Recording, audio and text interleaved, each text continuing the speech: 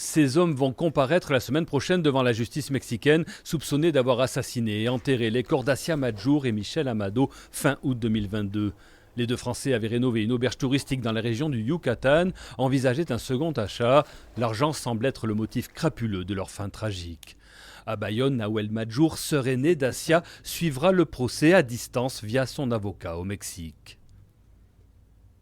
Ce qu'on souhaite, c'est que les assassins, les coupables, répondent de la barbarie de leurs actes. Et puis, on voudrait surtout rendre hommage à Assia et à Michel.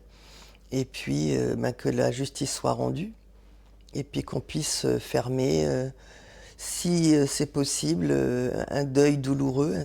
Mince consolation, Nahuel a réussi à faire revenir les cendres de sa sœur, inhumée désormais en France.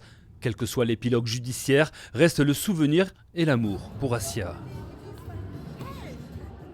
Assia, c'était ma petite sœur adorée. On avait une relation très fusionnelle, on s'entendait vraiment bien. C'était ma meilleure amie, c'était ma partenaire de fou rire.